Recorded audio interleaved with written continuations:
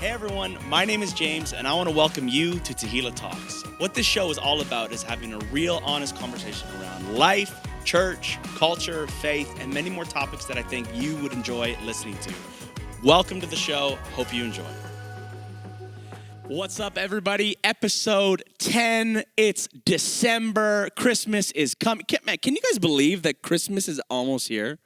Can you believe it? I cannot believe it. Seriously, you can't, I can't believe it. It's snuck up on it. me this year. 2020. To think that, like, everything, the world shut down March 15th, I'll never forget it. And then the reality is we're already at Christmas. I know. Like, March will be here again before we know it. It's mind-blowing to me. I'm like, how have we already lived through a year? So we just want to welcome you to Tehillah Talks. My name is James. We got Cody on my right, Mandy on my left, and we're super excited to have a conversation today that's a little bit different than perhaps what we've been doing in the past 8 weeks, which if you haven't seen those, go check them out. An 8-week series on justice and the parables of Jesus and how he was so engaged in justice here on earth that as a church, we are people of justice. So go check that out. But today, we're changing it up a bit. Bit of a new topic. Are you guys excited for that? Are you guys excited for that? Yeah. We're going to change it up. And it's going to feel almost like, I don't know, what terrible, YouTube show, like commentary or whatever. I don't know what people watch these days. Like, it's not going to be like Maury. It's not going to be like The View. No, you just Anyone dated watch yourself. Maury? Yeah, exactly. Listen, Jerry Maury Springer? if Maury is, I was watching highlight reels of Maury the other day. It was terrible. I was Really? just like, how could people support this show? Anyways. I mean, it's scripted, right? Anyways. Oh, is it? I'm pretty sure they're actors. You are not the father. Like, I don't know. It's hard to Anyways, believe that was ever real. it's crazy. It But is hard to today on Tehillah Talks, we are going to talk about why some leaders succeed and why some fail. Lessons in failure. And we're going to have a discussion from King David to Carl Lentz and really unpack a little bit, hopefully in a healthy, respectful, honorable, but yet honest way of why there are some leaders that succeed and some don't. So, Carl Lentz, I'm sure we've all heard about it. The dude was my hero, man. Really? Oh, he was one of the most, like, especially with this whole BLM thing going on, he was the guy I was looking to get my cues from. Even I've been listening to Carl Lentz for over a decade. Like, what happened?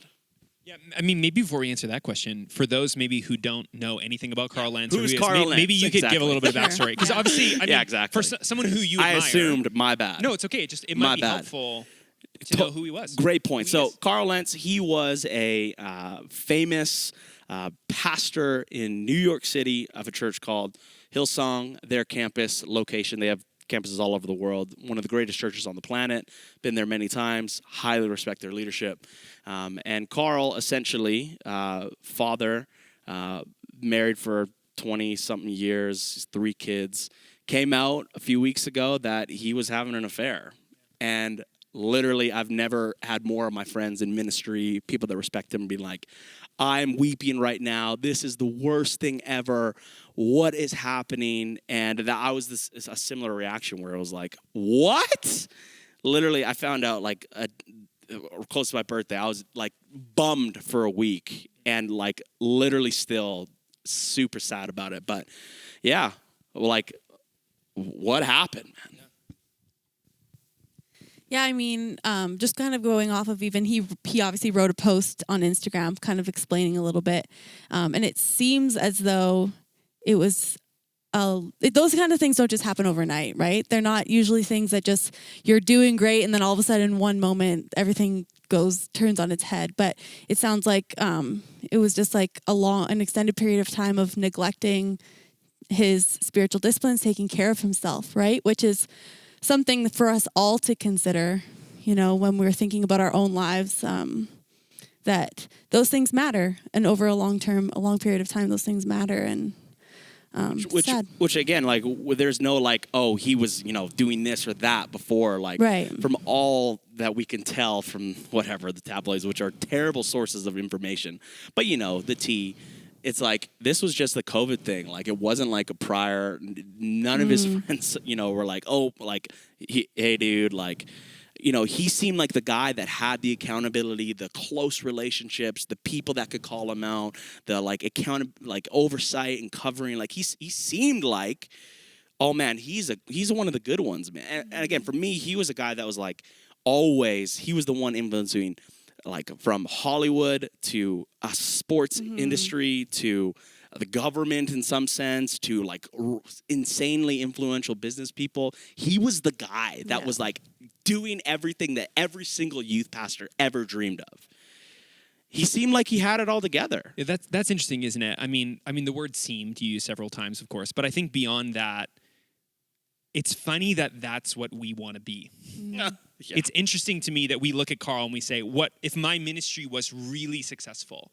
I mean, if I was really crushing it, I would have what Carl has, because he is at the top Pastor of a Justin pyramid Bieber. of what we call Christian celebrity. Sure. Yeah. So it's fascinating to me because when I read the New Testament, I don't think that's the goal of what we're called to become. Or when I think about biblical leadership or the life of Paul or Peter or James, I don't think that the goal is to have celebrity status and a massive platform. Yeah. But I should say, and I think we'll come back around to this, I think one of the issues for me when I look at it, the question of Christian celebrity I'd love to come back to several times. It's a fascinating phenomenon to me. But I think one of the things that we do is that we justify someone's lack of living like Christ. We downplay the fact that they're not actually living out what Paul calls cruciformity, shaping their life in the way of the cross. We justify that based on platform. So we'll say things like, hey, it makes sense that he's not quite straight and narrow after Jesus here because he has such a big platform that you don't understand the pressure he's under. And I think we use that as a justification to downplay what it actually looks like to live above reproach and by a higher standard. I think that happens often when we think of celebrity pastor or people who have big platforms. So then, okay, to your question of celebrity pastor, like why do you think we end up having these people that I suppose we just, again, look up to, kind of look past every mistake and just so admire? Like, why do we do that? Why do you think? I mean, if you think about like somebody like Carl Lentz, I didn't follow him super closely, but I know who he is, and he's a great communicator, and again, we need people to be reaching everyone, right? And he had these connections with people that people admire. And so essentially, I think that it's the whole idea, it's not just Christian celebrity, but the celebrity concept, right? Is like there's these people who are connected and they're doing crazy things, they're doing fun things, and you admire them. And then there's somebody like a Christian celebrity who then also is maybe like you feel like you can connect to them because they're following Jesus, and so you elevate them even higher. There's something on a neurobiological level, I think. Like humans are hardwired to be imitative creatures. Right. There's something in us where we want something to look to give us guidance, something that we can follow. We all have heroes. And this has been it's been a prevalent thing throughout human history, but I think one of the key shifts and changes, this might seem a little bit obscure to some of you, but is actually the Industrial Revolution, because what ended up happening when we started making things like fast fashion, when we started creating appliances and things for our home that were much cheaper, people were actually able at a much lower price to imitate people who were above them in echelons of society. So what ended up happening was we already had this phenomena that we wanted to kind of live above our station. Right. We're always looking at people who are of a higher status or echelon or power than we are, and we want to find ways to get there. And so we start imitating that through fast fashion to look like the celebrities we want to be like. That's become available to us since the Industrial Revolution. And I think when we look at somebody like Carl, we think, man, pastors start dressing like him, they start talking like Skinny him, jeans, they start Chelsea boots. doing the things that he does because we're imitative creatures. And so we look at him and we think, man, I want to be like that. And I think there's something even deeper inside of us that says, well, he's been successful through doing that. Right. And since I want to be Therefore, successful, I should start doing the things that he's doing. I think that's one of the reasons. I mean, really, the imitation piece for humans, there's something in us. We're just hardwired to imitate. Yeah, which is so funny because it's like, I've been there before too, where it's like I am dissatisfied with my own identity, my own gifts, my own platform, my own stage, my own whatever. and always for years, the first couple of years of ministry that it was an Instagram comparison game. Angel's in the audience right now, and she knows, she used to run the social media. It was like, hey, yo, get the right angle, make it look lit. Let's go. And there's this desire inside of me to like become this something to someone that, it's almost like California. It's like everybody is, what's the saying? You're buying cars, houses, and clothes for people that you're never going to know or never going to like. They don't care really who you are. We but buy you just, things we don't like things we don't need to impress people we don't like. Exactly. Yeah, it's something like that. Yeah, and that I just found that even in reality in my life as a Christian and a follower of Jesus, saying, oh, I just want to impress people, and that is impressive. The Instagram followers, the sway with leaders, the famous friends. Yeah, I think too, coming back to our last series, I think one of the things we do in this is we create like some kind of paragon. Like, this is the kind of person we all need to become. Mm-hmm. And you said it yourself, it actually annihilates the ability for you to live out of who you are with your gifts. And so we've even done this as the dominant white church, is we've said, to people of color, we said, if you want to be on platform in this church, you need to act more like this. But what we mean is you need to act more like a white person. Right. You can't stand up here and say X, Y, or Z, or do X, Y, or Z, even though that might be you living out of your culture. And so I think even there in our imitation, we also force images on one another of like, well, you need to be like this, conform to the image of X. And I use that language in particular because Paul uses that about conforming to the image of Christ, conform to this image, and then you'll be successful. And there's something so backwards about that in our pursuits of power. But wasn't it like Paul, he's like, follow me as I follow Christ, imitate me. Yeah. There's one of the most impactful books, Imitations of Christ. Like, is there an aspect that we should look up to these people and like be like, wow, that, like, I'm gonna work hard and I'm gonna do this, do that, I'm gonna connect, I'm gonna, like, is there Well, I place think for like the whole concept and idea of looking up to people and aspiring to imitate others isn't necessarily in and of itself bad. But when we think about somebody like a celebrity pastor, like kind of broadening the scope a little bit, it's like, what are the things that we are like aspiring to imitate, right? Because there are a lot of famous people in the Christian scope that like I really do like admire like the way that they teach or some of the stances they've taken on things or whatever. Thank like you, character really things. Yeah, Cody, looking at you. Great teacher. But Cody Match, celebrity pastor. And that's probably true for a lot of people of somebody like Carl as well. Like it's not like people were only like, oh, he's friends with Justin Bieber, so I want to be like him. Like he was a good teacher. He was really good looking. He was. If I had a body like Carl, man. And he wasn't afraid to push the envelope, right? He wasn't afraid to talk about things that matter that a lot of churches shied away from. Like there are a lot of admirable things about who he is. Right, but what I'm saying is imitation's not bad, but conformity to the image of Carl is bad. Exactly, and that's where you have to figure out. When our churches become personality cults, right? Then here's what I've learned. Let's go there. Then we're not following the way of the Lamb and Jesus. Right. We're actually following the way of the dragon. Well, and this is like a tale as old as time, exactly. right? Like, I mean, there's people who were doing this with Paul and Apollos, right? Like back in the early church. I'm of Apollos. Yeah, it's like, no, like it's always been a temptation for people to look to someone that's tangible, right? And somebody and especially, it's an interesting thing when it comes to Christian celebrity because it's easy to justify. Because you're like, no, what I love about them is like how on fire for God they are, which is like, I mean, that may be true, but it's still a slippery slope into idolizing people who inevitably can and probably will fall short. And it's the fact that crushes us when that happens. It's kind of problematic. I think if you read Paul carefully, even there, right? Imitate me as I imitate Christ. I think if you read Paul carefully, what you really find is that so often, like in Galatians, he'll say over and over again, listen, I am done with all this infighting. I'm done with people pushing against each other. I bear on my body the marks of Jesus. That's what's most important. I am actually trying to be conformed to the image of the one whom we follow. I'm not trying to make people in my image. And I think in Galatians in particular, that's Paul's beef with these teachers who have come in after him. is that they're saying, hey, Slick you need to apostles. do these other things. And Yeah. Paul gave you some of it, but he didn't give you all of it, you know? And they're actually trying to Purchase build my their CD own for brand. $29.99. Yeah, exactly. They're trying to build 3 their, payments they are. of. We should think about it that way. They're trying to Right. build their own brand. Yeah. And win people. Paul says they're trying to win you by the number of foreskins they get. Swerve. Which is funny for us, but like, what's the modern equivalent? They're trying to win you by the number of hand raises, Right. or by the number of people who come to our Followers, yeah, conferences. Or sure. like Paul says, that is not the way of Christ. That's Yeah. antichrist. Yeah. He has harsh words.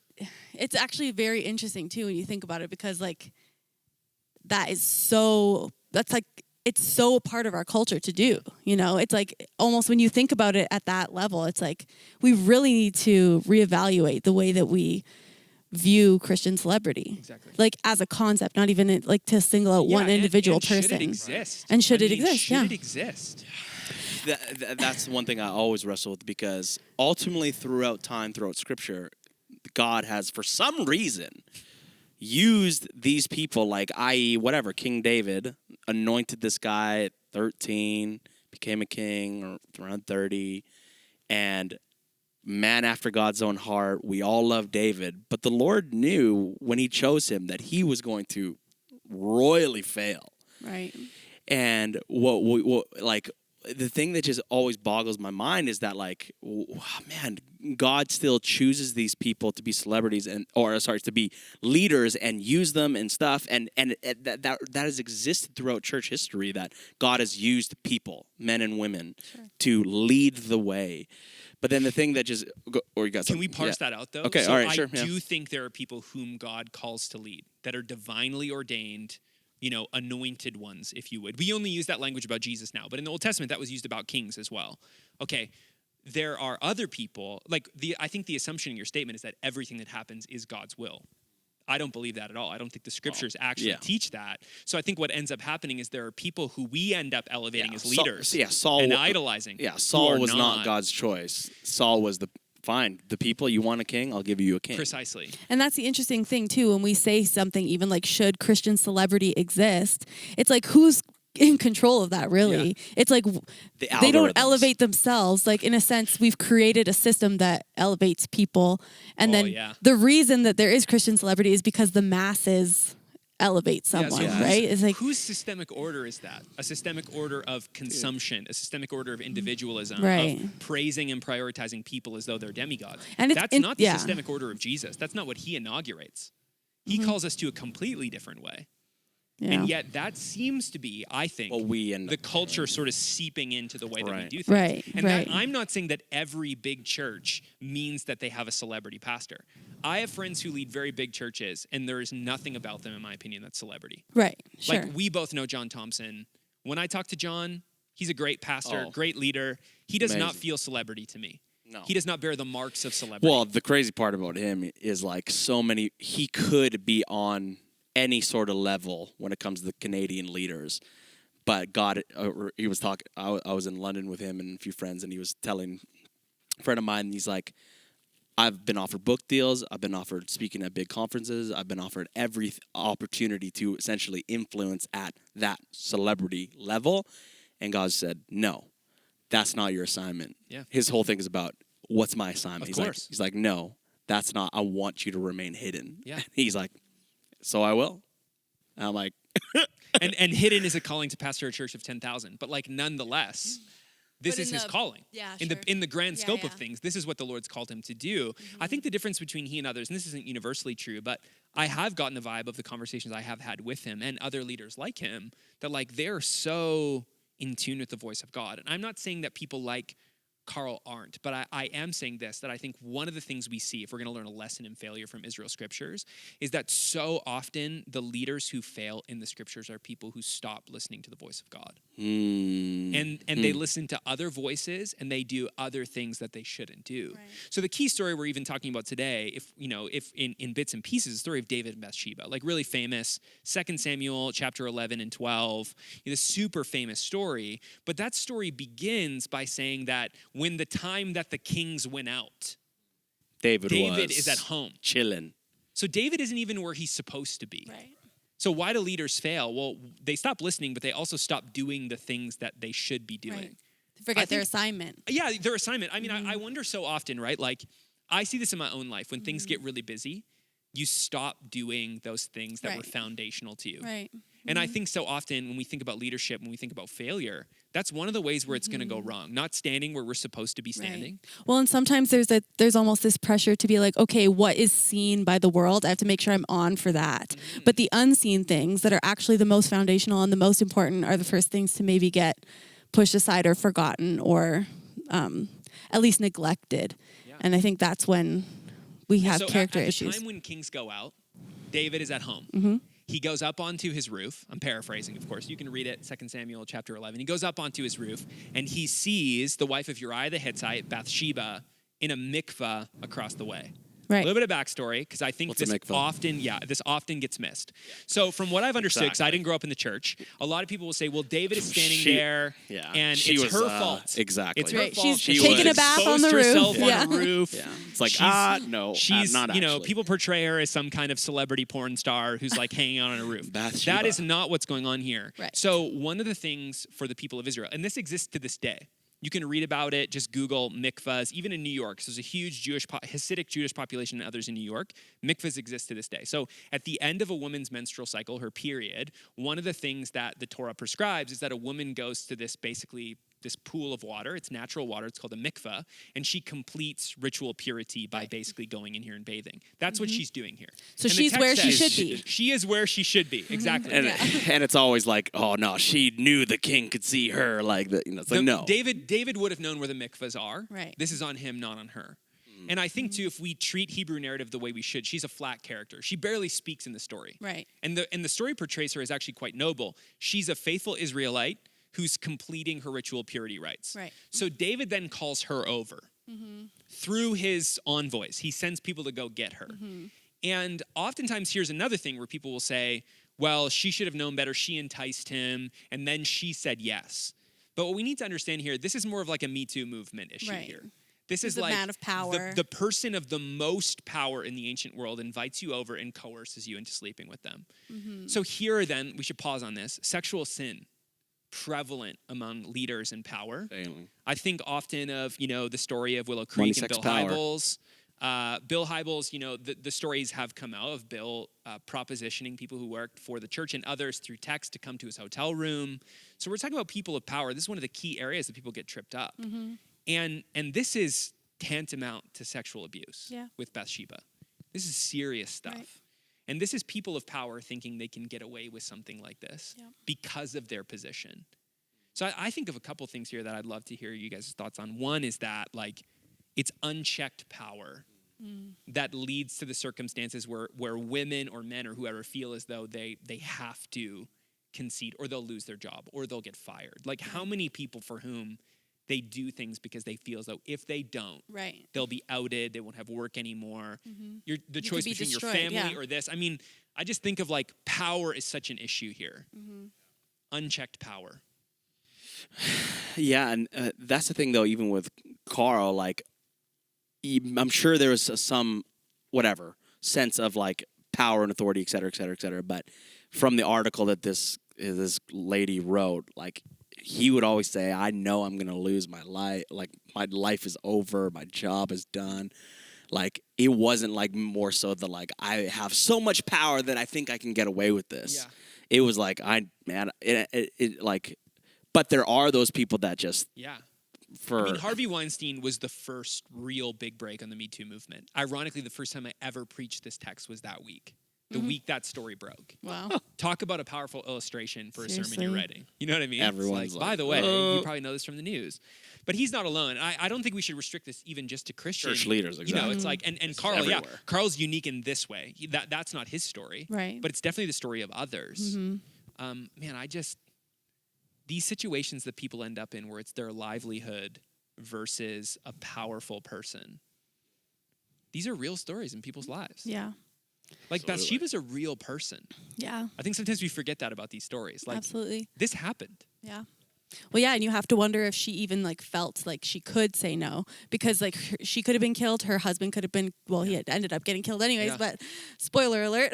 But there's a real, there's power dynamics that are, it's a real issue both inside and outside of the church, inside and outside of the workplace. When it comes to Okay, let's abstract from the sexual thing. One of the issues I see here in the story in this moment is David sends his people to go get her. I think of the people around us, and I think of existing within echo chambers in our leadership. Why do leaders fail? Because they don't have people around them who are willing to challenge them. Right. Absolutely. Well, how often too when leaders are exposed or whatever these scandals come out, that then it comes out that like, oh yeah, everyone in the workplace knew, you know, or everyone even with Bill Hybels, like that was something that came out was like, oh, there was lots of staff that knew what was going on. But again, probably for some of them, the same reasons don't come forward. I ain't losing my job, ain't losing this Right. So stuff. I know a guy personally who had worked for Willow Creek and for about 10 years, and he was the head of like their whole children's ministry organization, which at that time at least influenced every church around the world with curriculum, the work they were doing. And he said at the time, he said two things to me. He said, I knew that if I said something, I would lose my job. But I also then had to weigh whether it was worth losing my job to compromise the ministry that I was doing. Wow. And I think that's often what happens. We say, well, the ministry is so important. So since the ministry is important, it justifies X. And that's the unfortunate part is, again, God has still used all these people. And that's the fascinating part. Like, how crazy gifted, talented, et cetera, these people still are. That ministry that's going on while they're completely living a double life. Yeah. Like for your friend, like there's still good ministry going on. God's somehow using this person.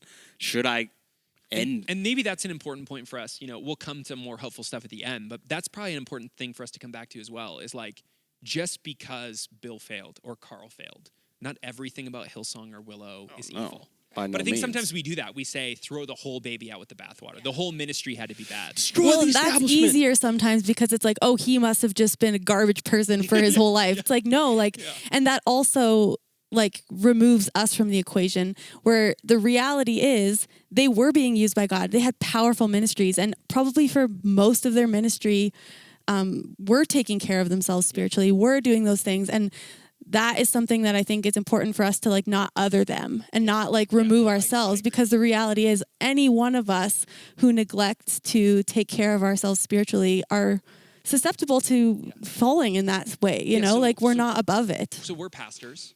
Paul says we should be above reproach. So I wonder for you both, and then for those listening, I mean, as insight, what are your actual checks and balances? Because the reality here is there are no checks and balances. Right. No, David totally. has power. David's the man. That's it.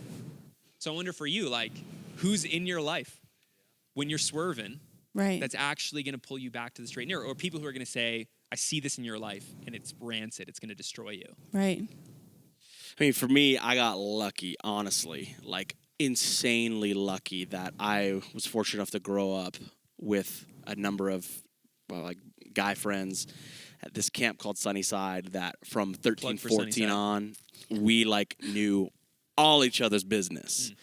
So there's several people in my life that literally know every single thing about me in my life.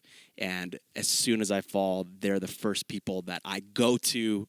Like I just met with one of my mentors yesterday that was like, dude, how's your marriage doing, man? He's like, because we were just ended up talking about Carl and stuff like that, and I could look him straight in the face, my pastor Tim Mason, and that, and just say, this is how it's going, and these are the conversations Karina and I have been having. So fortunately, I got lucky, and now that's not to say that heck, like in 10 years from now that could change, Right. But right now, I got lucky. I got people that, because we have the history, we can have accountability and there's no shame or judgment or like whatever, but I can reach out to, where I know that a lot of older people, accountability or vulnerability for like the 40, 50 plus crowd in the 90s and the 80s was not a thing. Yeah. It was like, you just hide it. Or if you were like a pastor's kid or something like that, like don't embarrass your father or your mother, like just hide it and do not share it. Like, you know, oh, you got a sin issue? We're going to pray it out at the altar and then that's it. It was not this like checks and balances, accountability, vulnerability, and grace to, if you did fall and you own it, to be restored. Where before it was like, that's it, you're done.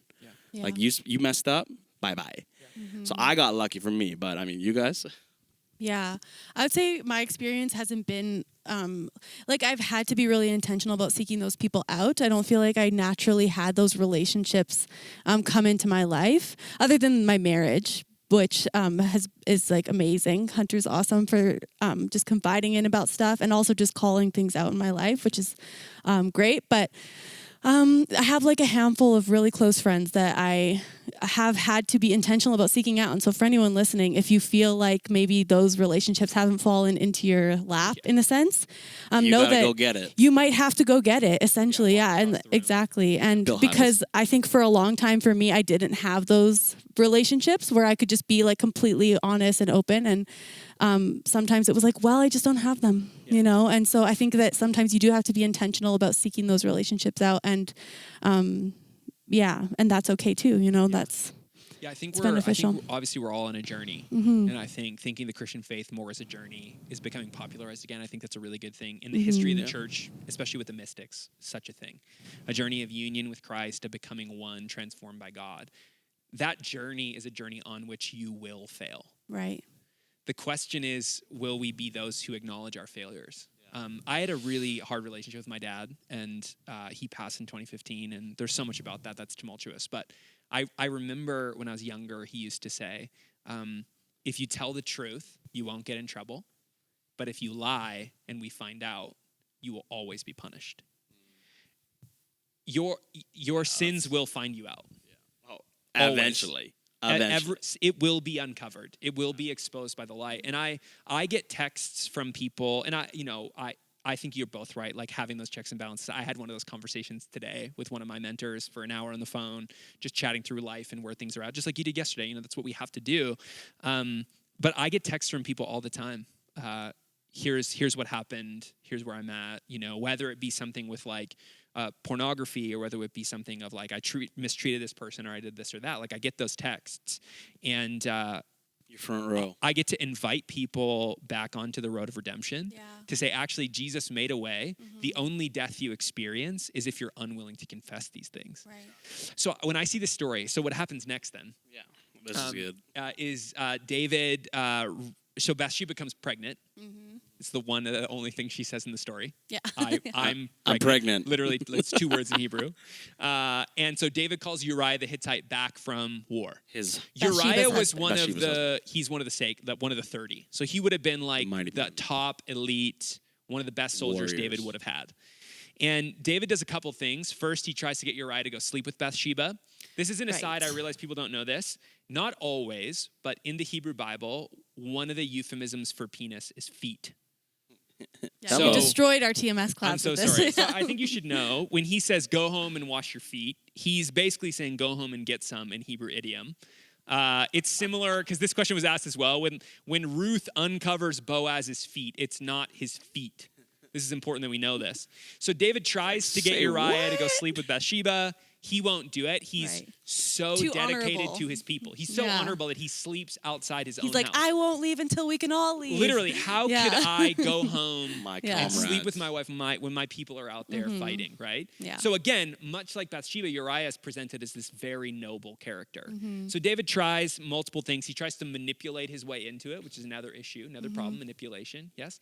And then eventually he sends him with his own death warrant back out to the field. To the front lines. Uriah gets killed. You know, David thinks he's gotten away with all of this. And then Nathan the prophet comes to him and tells him this little parable. It's one of my favorite parables in the Hebrew Bible. About a little lamb. And David says, this guy should pay fourfold for what he's done. And then Nathan says, David, he literally says, you're the man. Which is not the time you want to hear that. Nope. So, these things will find us out, whether it be a prophet in our life or not. It's one of these situations where on this side of life or the next, Paul says in Galatians 2, like, you can either sow to the flesh or sow to the spirit, and you will reap from these. Yeah. You'll either reap from the flesh, you'll reap from the spirit. It's a choice. Yeah. So, I wonder about this, both about this kind of abstract manipulation that exists, this attempt to cover up instead of being real and honest. Because I think this is the other thing, that when there's uninhibited power, it's an echo chamber, there's sexual sin, there's other kinds of sins, maybe not murder, but You should confess it if there is. It's usually money, Um, sex, power. I mean, often it's like there's an attempt to cover these things up. Right. You know, John Mark Comer talks about just the issue of platform, and the more platform that you have, the more essentially like the wider the gap is between who you really are and who you have to project yourself to be. Right. And the more platform you gain, the more space there becomes there, and the fewer people you have that you can be yourself fully around. Well, yeah, you the know, top is and lonely. exactly. And I think that when we think about people in power, whether that be somebody like David or somebody like a celebrity figure in leadership, you have to wonder, like, if they're like, yes, those checks and balances are probably missing. And I wonder if part of it is just that they don't have a safe place where they feel like they can fall apart without risking everything, even for them, right? We talk about that for the people who are like victims or bystanders, but also for the people who fail in these ways. I think sometimes they get to a point where they don't have anyone that they can fall apart around, you know, and I think, one of the things that I think leaders don't talk about often enough is friendship. yeah. 100%. I had lent Mandy a copy of a book that one of my senseis wrote called Pastor Paul, and one of the chapters in the book is just about friendship. Friendship, yeah. Paul's friendships. He had a ton of friendships. He had some that fell out but were restored, but he always had companions that he was with, people he was mentoring, ways in which he was working, all of these types of things. Like, friendship is a key element in this, where I think it gets lost often. Well, and I think we've probably all experienced, like, being in leadership, if you are not intentional, sometimes you, all of a sudden, you look around and all of your relationships are people that you're leading. Yeah. And that is a dangerous place to be, right? Because you don't have that same, like, we're on the same level here where we can be holding each other accountable, right? Yeah. Because that's not the nature of your relationships. Yeah. And so I think that's something that, you just have to wonder. Here's the rub, okay? We got manipulation, sex scandal, power, blindness, echo chamber, murder. Like, if you tell me the Hebrew Bible is not interesting, you're a liar. Like, this Or story, relevant. this story's Yeah. got it all. Not to mention it has it all. It's like, this is the story of humanity played out Exactly. over and over and over again. And not just men, although I think that was at one point true. This is also a story for women. The more we see the lack of misogyny, misogyny being removed in some ways, though not universally, but I think we're getting better. Sure. We see women in high status and high power, and these things are just as real for them as they are for men. So here's the rub. Out of David's nightmare, God brings about the Savior of the world. Yeah. So out of the lineage of David and Bathsheba, Jesus is born. Read Matthew's genealogy. So I wonder, what might God do with our worst nightmares? And here's how I'm framing this, because I think we need to think about this seriously. God could have said, this is over for both of you. This marriage isn't going to happen. Go home. Instead, he lets David stay with Bathsheba, and through them, the Savior of the world is born. So I wonder, like, when we cancel people, when we say you're done, when we say this ministry is over, one, I don't think we're actually following in the footsteps of the God that we follow. But two, we're completely defying even what happens in this story. David has every scandal possible, and God still allows for restoration. Only because he repented. And that's what I was going to say too. I think that that's the difference, right? Is we see there are leaders in scriptures who failed in different ways, maybe even less so than David. Look at King Saul, right? Where he didn't have a redemptive story because he never returned to God. Whereas David, as messed up as he was, he always returns to God. He always comes back to God. And I think that we don't have the right to write off anybody, no matter how steep we feel like they've fallen, because the reality is there's opportunity for redemption. Absolutely. And that has always been the thing that has drawn me insanely to Jesus, is the reality that he even did that with, like, Peter. Like, okay, Peter maybe didn't cheat on his wife or something like that, but he denied his Jesus. Savior in front of people 3 times. Yeah. But then 50 days, it was less than that. It was like within weeks later, he restores him, and then he's now the leader of the church. Like, I had so many debates, and this is the tough part that, it's a more nuanced conversation. Like, can a leader be restored when they breach that kind of trust? Like, is there a line? Is there a line? I mean, that's probably a whole nother conversation. Yeah. If that makes sense, and we may go to that next episode or something like that. But Jesus seemed to restore people. Heck, he knew he. I mean, Judas unfortunately had a poor ending, really poor. But he still knew Judas was stealing from the tithes and offerings. But he kept them on his ministry. Like, he seemed to always give every chance and restore people, and that just draws me to Jesus and who he is. But yet, sometimes the church we're just like, see ya, you're done.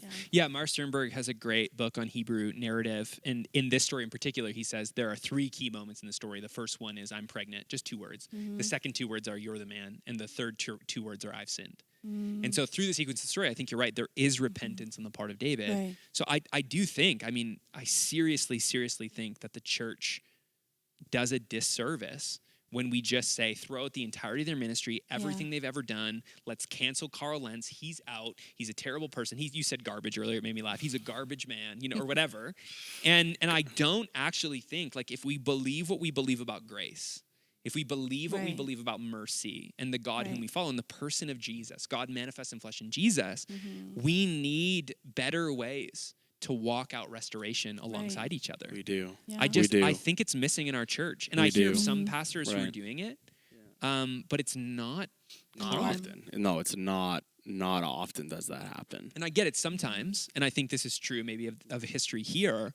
Sometimes, maybe there are moral failings of some kind, and people just, they don't want to come back. They don't want to repent. There has to be, And so that's a different story than somebody who says, you know what, I actually have messed up, and I want to figure out how to actually walk out what it looks like to faithfully follow Jesus. And that might mean a return to a kind of quote-unquote platform, which I think is a whole other story too, whatever that word means. Sure. But it might just mean a faithful pastoring of a small group of people, or being willing to sit down, shut up, and learn for a while, as Paul says. Well, and I think that's something that we have to understand, is that for somebody like Carl, it's Romans 8:28, right? God works all things out for the good of those who love him, who continually pursue him. And so, but we don't get to decide what that looks like, what it looks like for him to work a situation out for good, right? Because it might never mean that he ever takes the stage in front of thousands again, but that doesn't mean that God doesn't work it out for the good of those who love him and are pursuing him. I think we have to not be the determiners of what it looks like for God to work something out for good, right? But the reality is, what that scripture is promising is that for those of us who will continue to seek God, he will always work it out for our good. Maybe not in a way that the world values, but and likely not. Probably not. And that's probably a good thing, because oftentimes that power, that platform is what crushes people, right? So can we, we'll probably have to wrap up here, because we don't want to run too long. Can I run over 7 maybe signs of toxic church culture and just get your thoughts? Sure. As we end here, like, why do leaders 7 signs? Why do that leaders might be fail? a long end, bro. But 7 signs. Well, I'm not saying we don't need to endlessly comment on all of them, but maybe just each in turn. So the first one, the first big issue, narcissistic leaders. I mean, people who are so self-obsessed. This is, you're going to have a toxic church culture if you have a narcissistic leader. I think that's true. Okay, number 2, leaders that wield their power with intimidation and fear. Bad sign. Yeah. No thoughts on that? Okay. 3, when the institution matters more than people. Yeah. I think that is something that it's a big mountain to move, because the church is such a powerful force, and I think we've seen that even in the last few months with Black Lives Matter, where so often people are afraid to speak out on issues because they don't want to upset the church, and they don't want to upset. And it is because the church is this big mountain. And that's, I think, something that has been confronting for a lot of leaders in this season, is like, man, have we placed the value of the institution over the value of the person? People. And that's a tough one. 100%. Okay, when false narratives are given instead of telling the truth. Yes. Which happens, right? I Yeah. mean, we 100%. want to cover things up, or we want to make ourselves look better, and so we kind of skew the truth. Okay, when loyalty is more important than doing justice. Yeah. Well, that again, yeah. That's what you're saying, right? Right. That's Same issue. I mean, I think we've seen these in the story. I just want to highlight them. Yeah. Okay, when the leaders are celebrities instead of servants of the church. Yeah. Yeah. I mean, Amen, that's kind of amen what... to all these. Okay, As one more. to- When the culture becomes a leader culture instead of a pastor shepherd culture. Yeah. And I think I was saying that earlier when it's like when we become a cult, personality cult instead of. Yeah. I rarely tell stories, so I want to tell a story Tell a quickly. story, Cody. When Tell a I story, was please. when I was pastoring at Briarcrest for 5 years, I ended up preaching on Halloween one day. And so our chapel services happened like mid-morning.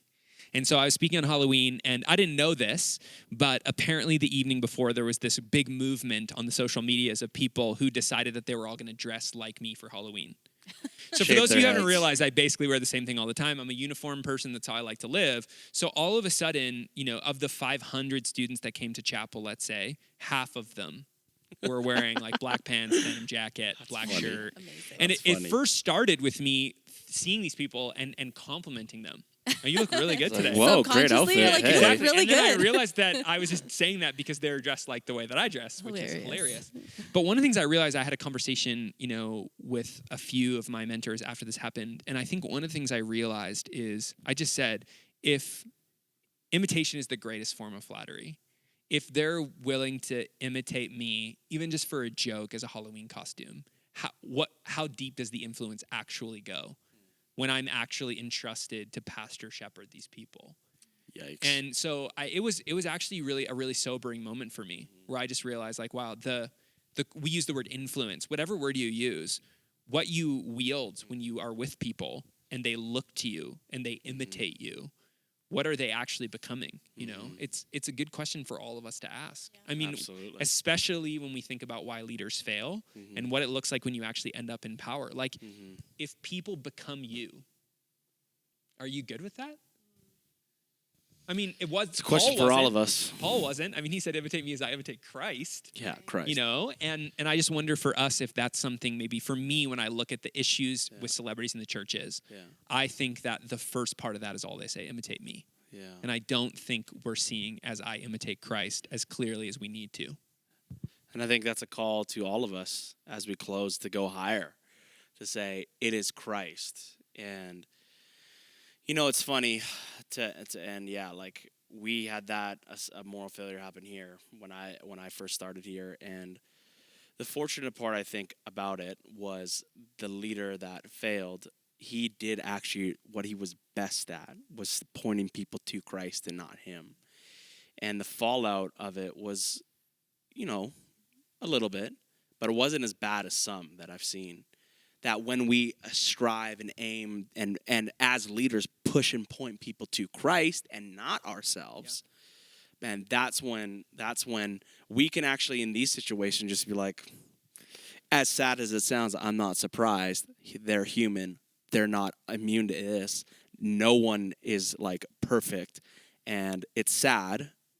And maybe our next episode will be: can we hold leaders to a certain standard, or what is the standard for leadership? I don't know. Maybe that is our next episode or not. But the reality was that in this scenario, he pointed people to Jesus, and people still stayed with Jesus. And I think that's the question that we can all ask and end with: is in this, are we canceling people?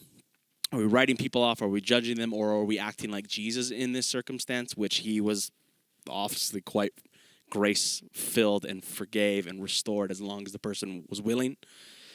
And then in our lives, are we looking inside ourselves? Are we asking the hard questions of ourselves? That are we following Jesus? Are we imitating Christ? Are we doing everything we can to imitate him and become like him and practice the lifestyle? Are we doing that? And that's a real thought. Ronald Rohiser says there's only one sin that's unforgivable, and it's believing that you don't need to be forgiven. He said Exactly. the worst thing you could ever do is look the mercy of God in the eye and call it a lie. And that's the call, right? You said it. It's a kind of transparency, grace-filled love. And I think we do have to cultivate a culture that's transparent in the right kind of way, where there is that kind of accountability and love. So we will conclude there and catch us on our next episode. But If you are a part of our community here at Tehillah, we just want to thank you and honor you for watching this and liking, subscribing, and sharing it with your friends. And we hope this conversation had a value added to you, the 45, 50-some minutes that you invested in this dialogue, and that it would, again, help us as a community look inside. Look what's going on in here so that we don't end up like... and not in a judgmental way, but again, that we would run the race well and be able to say at the end and hear the word of the Lord say, "Well done, good and faithful servant." So bless you, Tehillah community. We love you. Christmas is coming up. We're so excited for it, and we will see you on the next podcast. And stay tuned for everything that's going on with Tehillah Justice. We're super excited with some of the projects that are coming up. God bless you. Have a great day, and thank you, Mandy, Cody, Thanks, tech James. team. You guys are amazing. Thanks, team. See you next episode. Friends, we hope you enjoyed the show. And if you did, what we would love for you to do is to share it, subscribe, like, tell your friends about it, and let people know what the conversation we had here on this episode. Thanks so much for your support. We love you guys, and we'll see you next time on Tehillah Talks.